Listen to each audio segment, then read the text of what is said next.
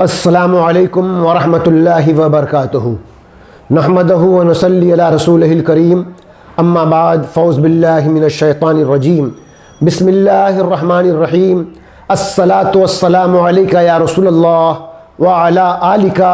واصحابک یا حبیب اللہ۔ اللہ سبحانہ تعالیٰ نے جتنی چیزوں کی تخلیق فرمائی ہر تخلیق میں بے شمار حکمتیں پوشیدہ ہیں۔ اس لیے اللہ تعالیٰ نے قرآن شریف میں اپنے بندوں سے فرمایا ہے، اے بندو اللہ تعالیٰ کی آیات میں اور اس کی نشانیوں میں غور و فکر کرو تاکہ تم اللہ عز و جل کی صحیح معرفت حاصل کر کے تم کامل بندوں کی فہرست میں آ کر ایمان کامل کے درجے میں پہنچ سکو۔ اے ایمان والے بھائیوں اور ایمان والی بہنوں، ہمارے ایمان کا تقاضا یہی ہے کہ جس وحدہ لا شریک نے ہمیں پیدا فرمایا اور ہمیں طرح طرح کی نعمتوں سے نوازا اور ہمارے سکون و قرار کے لیے دنیا اور آخرت کی بھلائی کے لیے چیزیں بھی عطا کیں اور راہ بھی دکھلایا، مگر حق بندگی ادا کرنے میں ہم کس درجہ کامیاب ہیں، اس میں نہایت غور کرنے کی ضرورت ہے۔ اس سلسلے میں اللہ تعالیٰ کی ایک عظیم نشانی کا ذکر قرآن شریف کے پارہ 21 سورہ روم کی آیت نمبر 21 میں یوں ارشاد ہے، وَمِنْ آیَاتِهِ أَنْ خَلَقَ لَكُم مِّنْ أَنفُسِكُمْ أَزْوَاجًا لِتَسْكُنُوا إِلَيْهَا وَجَعَلَ بَيْنَكُمْ مَوَدَّةً وَرَحْمَةً ان فی ذالک لآیات لقوم یتفکرون۔ اور اس کی نشانیوں سے ہے کہ تمہارے لیے تمہارے ہی جن سے جوڑے بنائے کہ ان سے آرام پاؤ اور تمہارے درمیان محبت اور رحمت رکھی۔ بے شک اس میں غور کرنے والوں کے لیے نشانیاں ہیں۔ ارشاد فرمایا کہ اللہ تعالیٰ کی قدرت کی نشانیوں میں سے ایک یہ ہے کہ اللہ تعالیٰ نے تمہارے لیے تمہارے ہی جن سے عورتیں بنائیں جو شرعی نکاح کے بعد تمہاری بیویاں بنتی ہیں تاکہ تم ان سے سکون حاصل کرو۔ اگر اللہ تعالیٰ حضرت آدم علیہ السلام کی اولاد میں صرف مرد پیدا فرماتا اور عورتوں کو ان کے علاوہ کسی دوسری جنس جیسے جنات یا حیوانات سے پیدا فرماتا تو مردوں کو عورتوں سے سکون حاصل نہیں ہوتا،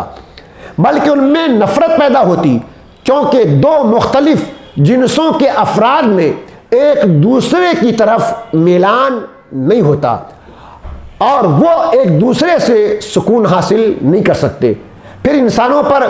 اللہ تعالیٰ کی یہ کمال رحمت ہے کہ مردوں کے لیے ان کے جن سے عورتیں بنانے کے ساتھ ساتھ شوہر اور بیوی کے درمیان محبت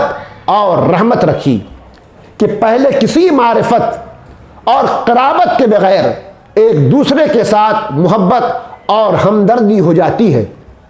بے شک ان چیزوں میں غور و فکر کرنے والوں کے لیے اللہ تعالیٰ کی عظمت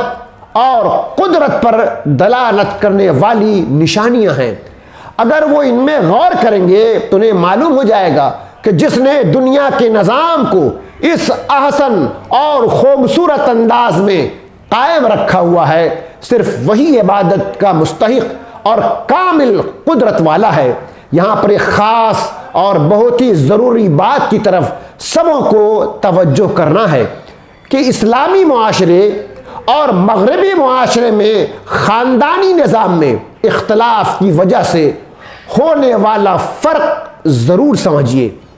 اسلامی معاشرے میں خاندانی نظام قائم کرنے اور اسے برقرار رکھنے کو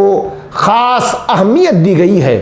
اور اس نظام کی عمارت چونکہ مرد اور عورت کے درمیان شوہر اور بیوی کے رشتے کی بنیاد پر ہی کھڑی ہو سکتی ہے۔ اس لیے اسلامی معاشرے میں اس بنیاد کو مضبوط تر بنانے کے لیے خصوصی اقدامات کیے گئے ہیں۔ ان میں سے ایک یہ ہے کہ عورت اور مرد کے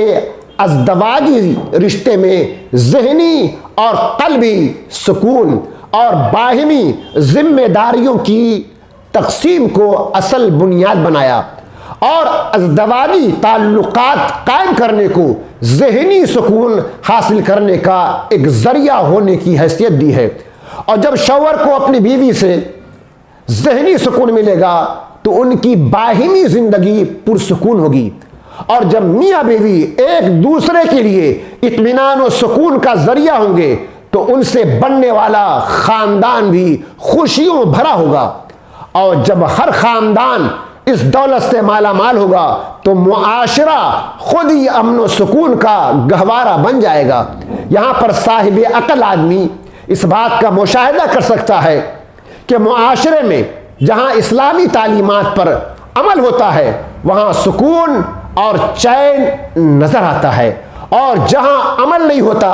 وہاں بے چینی اور بے اطمینانی پیدا ہو جاتی ہے۔ چنانچہ اسلامی معاشرے کے مقابلے میں جب مغربی معاشرے پر نظر ڈالی جائے تو اس میں بسنے والے ذہنی سکون کی دولت سے محروم نظر آتے ہیں۔ اس کی وجہ یہ نہیں ہے کہ ان کے دنیاوی علوم اور فنون اور ٹیکنالوجی کی ترقی میں کوئی کمی واقع ہے